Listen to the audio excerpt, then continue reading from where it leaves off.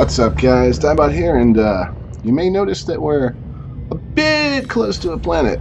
Gonna go ahead and jump back up into Super Cruise here real quick, align with our escape vector, and talk to you guys a little bit about Elite Dangerous Horizon. I've been playing the beta, as you can see there in the bottom left of your screen, but the game's coming out tomorrow, today, or a few days ago, a few months ago, a few years ago. I don't know, it depends on when you watch this video. You really should watch them on the day they come out, you lazy slackers.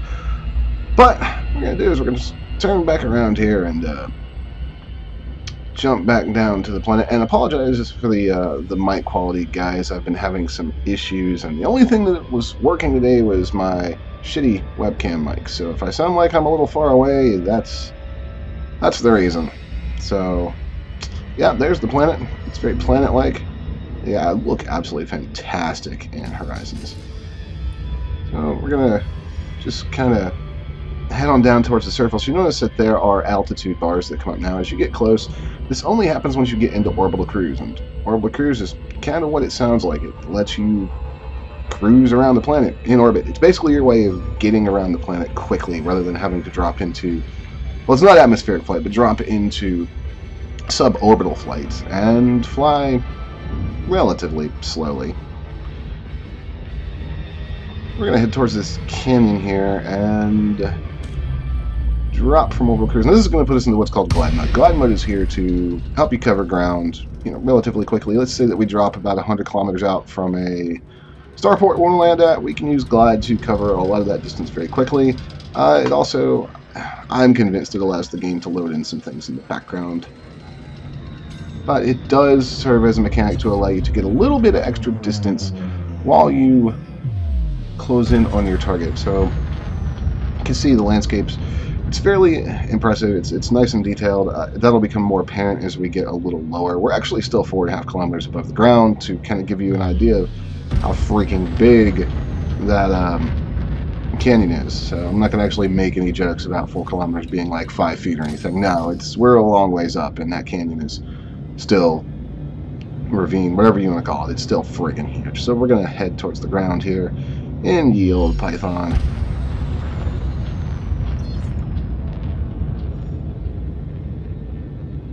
Now, this is kind of a one-color planet. A lot of them have some nice variation. Now you can see as we get closer and the lights start to pick up that it looks a little better. Lift up here so we don't, actually crash and die. That would be, well, be my luck, but it wouldn't be optimal for the video. And what we're going to do now is just kind of look for a place to land. So, unsuitable terrain, of course it is. I saw that. So if you notice my ship turned blue, that is an indication that there's suitable terrain. There it is. Alright, and we're just going to land by thrusting down. That's what she said. Alright. Now that we're on the ground, oh, what's this? It's a new menu, and it shows you your ship, and it also shows you your SRV, which we're going to deploy. So, here we go. Now, the astute among you will notice that we have transferred from one cockpit to another, and that this cockpit seems to have wheels. That's because we are now in our surface rover vehicle. I don't know what SRV stands for, but the Scarab, which is the current SRV I have and the current SRV in the game. And gonna just drive this bad boy around for a little bit. Oh, there's a Python. I wonder where that came from. So I think I'm gonna change the lights a little bit. No, to full beam. So the SRV does have on, dipped beam, and full beam for its lights. I guess that's British for normal and high beam. I don't know, but the great thing about being on a planet and in the SRV is you really can get a sense of detail and scale off of your ship. They just look amazing. You can tell how huge they are, as opposed to up next to a space station, because you tend to lose a little bit of sense of perspective and scale against the space station. And I really can't see my sensor bar at all, but you tend to lose a bit of scale. Okay, this is getting ridiculous. This is, let's go to dipped beam. There we go. Now I can actually see the band scanner. You lose a sense of scale in a normal space cam, and the rover really brings it in. So what is there to do on planets? Well, you can drive around. and look at your pretty ships. But you can also find things. You can do what I'm doing right now, which is drive around, and hopefully we're going to find ourselves a meteorite. Those can be mined. And you can also look around for different types of cargo and even gather resources. Like right here, I could refuel my SRV if I had some sulfur. I could also get a bonus plus 100% efficiency if I had some arsenic and mercury, and even 200% efficiency. And you can do this with weapons, you can do it with hull repairs, you can do it with your own main ship. You can actually get an FSD boost. I believe somebody said that they were able to craft a special FSD boost that let them jump an ASP like 100 light years or something. It's absolutely ridiculous. So yeah, crafting is actually going to be really cool. It is dependent on finding these resources though, and it's going to lead to more exploration because, as you might imagine, the further away you are from the core systems, the inhabited systems, then the more stuff you're going to find, because quite frankly, nobody's been there to take it all.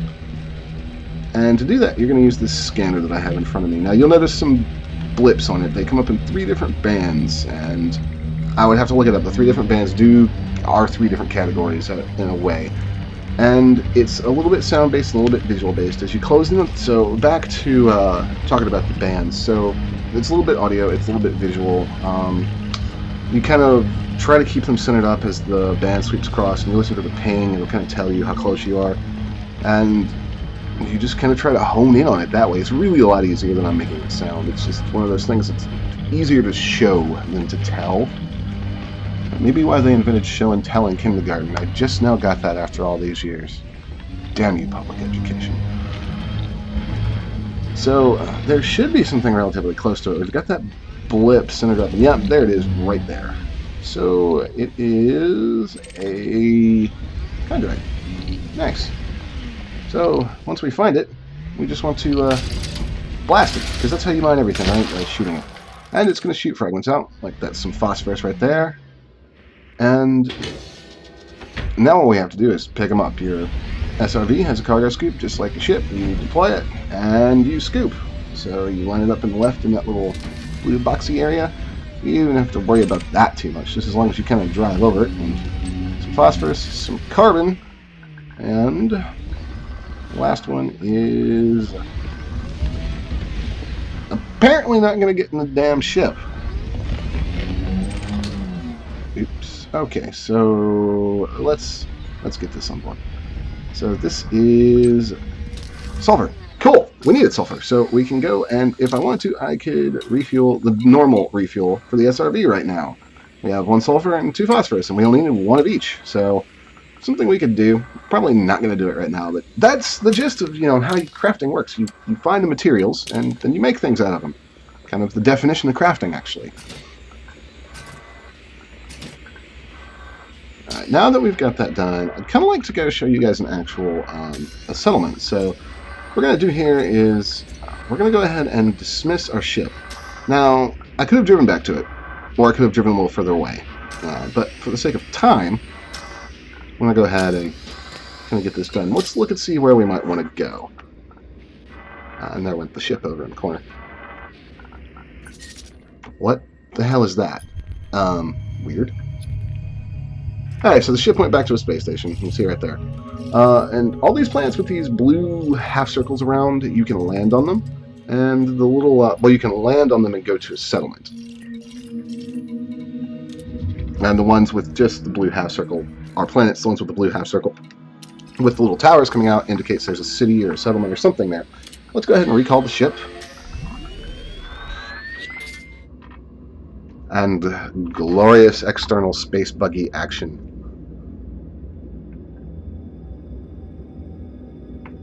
So recalling the ship is going to have the ship's computer try and land as close to us as it can. This is handy if you're running low on fuel. And there she is. Flying like an absolute lunatic. And we're inside the planet. Good job.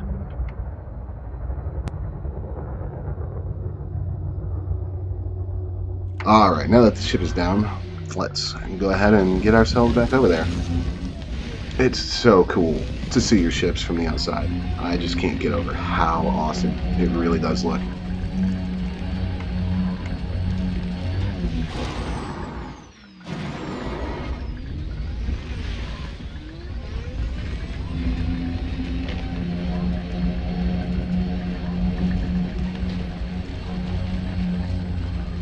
That is one big python. That's what she said, and that's a rock. One thing to note is your ship takes damage, shields, and then hull first. Your SRV takes damage on the hull unless it's being shot, because the hull is what's coming in contact from 100 meters up, you know, when you drive off a cliff. Okay, let's go ahead and we're lined up, and we can transfer cargo if we want. So I can actually transfer cargo from the ship to the SRV or vice versa. Basic medicines, basic medicines. But what we want to do is board.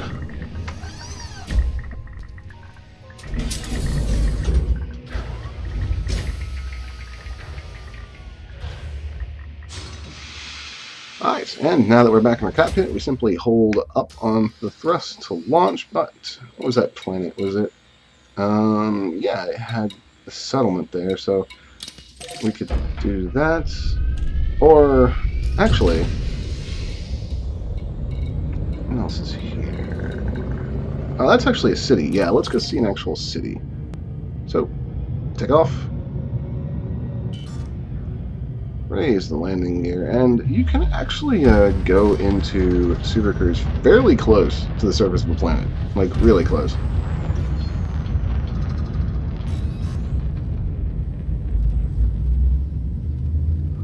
And there we go, all charged up, 3, jumping in. 2, 1, engage.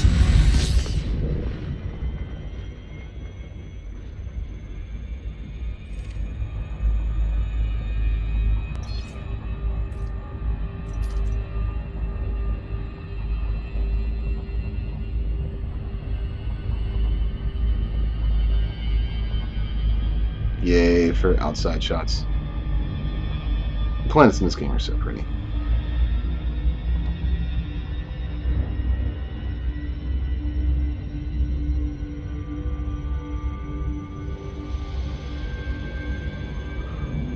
So, you notice the bar on the right has a couple little indicators. There's DRP and OC. DRP does not stand for derp, it stands for drop. That is when you will drop out of orbital cruise into glide or into death mode if you're too close.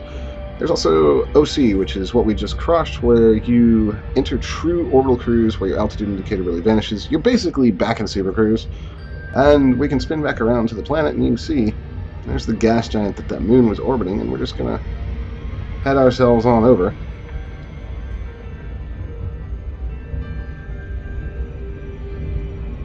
Now, aside from landing on the planets, what's there going to be to do in Horizons? Because Horizons is the start of Season 2. There's going to be crafting, there's going to be multi-cruise ships, there's going to be, obviously, to design your own pilot, there's going to be new ships, there's probably stuff that Frontier hasn't told us yet. Probably there is stuff that Frontier hasn't told us about yet. But there's also the new mission types. There's hostage rescue, there's on planets, there's going to a certain outpost and eliminating, say, a generator tied to a specific turret so that operatives can infiltrate. They're stealing data from terminals. There's all kinds of things. And actually, don't forget, trading. There's trade runs that originate at one planetary base and move between star systems to another planetary base. And of course, I'm not entirely sure how power play is going to factor into all this yet. So there's a lot that they can do with this. There's a lot they've already done with it, and there's more content coming. Horizons is going to be $45 US if you already own Elite. It's going to be full price for Elite and Horizons if you don't, which is actually a pretty good deal. Yeah, there was a lot of controversy about the price. When it was first revealed, I think $45 for a season's worth of content, if that's how they're going to do it and they don't change their minds later down the line, I think that's a good way to look at it. It's not like we pay a sub fee for Elite, so... But that's a subjective opinion. There's nothing really objective about that. That's just me, so...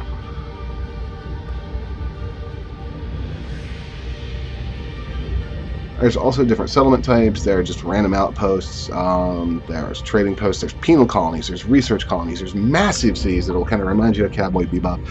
There's points of interest that you can land at that may be a fortified supply point that you can steal from, a down ship that you can go rescue the pilot or blow the cargo rack from the wreck and pick that up as salvage. There's a lot to do. Now, a lot of people have asked when we've been streaming this, how hard is it to actually approach a planet and drop into orbital cruise? Because some people remember, figuring out how to do super cruise or jump into hyperspace, it can be a little complicated at first. Going into orbital cruise is actually really friggin' easy. You just fly up to a planet. which we will demonstrate here momentarily. That is a very bright star. Starlight, star bright. Why are you so friggin' bright? I don't know. And I'm going too fast. Well, I guess we're gonna have an interesting time trying to not overshoot this planet, but it's okay.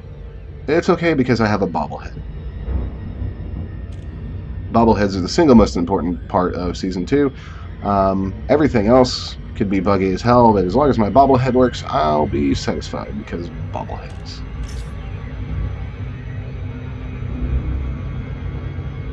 Yes, I know I need to slow down. I noticed this long before you did, computer. Thank you. It's alright though, because you just pulled back around here. Come on. There we go. Is this planet missing some pieces, or are those just some really odd shadows? It's got a huge crater there too. So you can see we're dropping towards orbital cruise. Orbital flight engaged. And there comes the HUD. Actually, wow, we're dropping really fast. I don't want to come out of orbital cruise into glide this far away. That's a little bit far. So we'll just pull up some.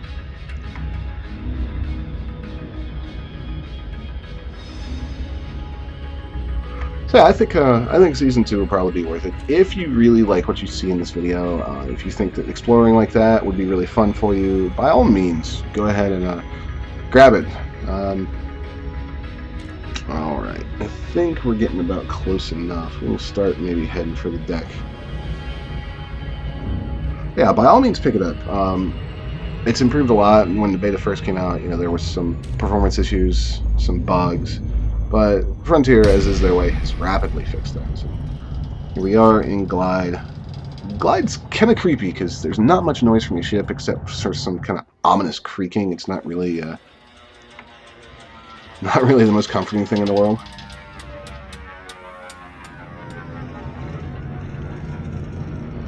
As you can see, you can cover a great deal of distance in Glide pretty darn quickly. This is going to drop us about 20-something kilometers out, so 24, it's not bad. It'll take us a minute to get there, but while we do, we can admire the scenery like that big-ass crater over there. And if you look out the right window, you'll see the San Fernandino Valley, where my brother-in-law makes a very nice living directing porn. Family Guy references.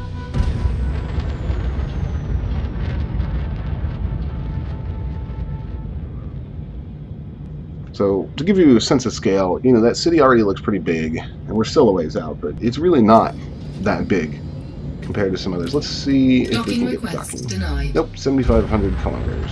Or meters. 7 point... Oh, my brain. 7,500 meters. 7,500 meters. God, why can't they just use miles like normal people? Chris.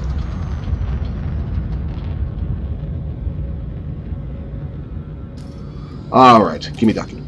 There we go. Docking pad 10.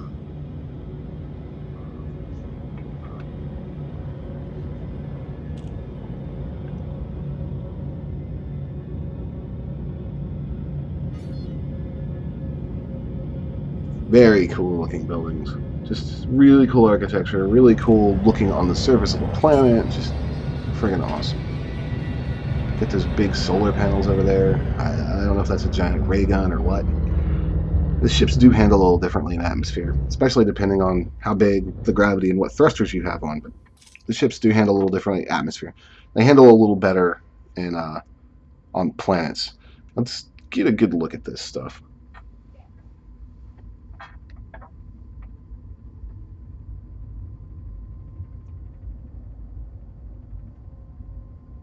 I mean, that's just so cool.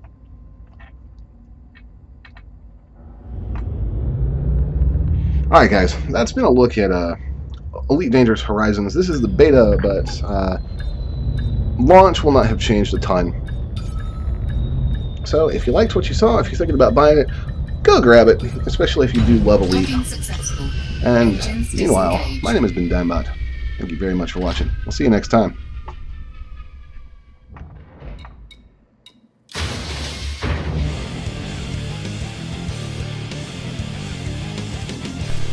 Like what you saw? click subscribe so you don't miss anything, or click on one of these other videos.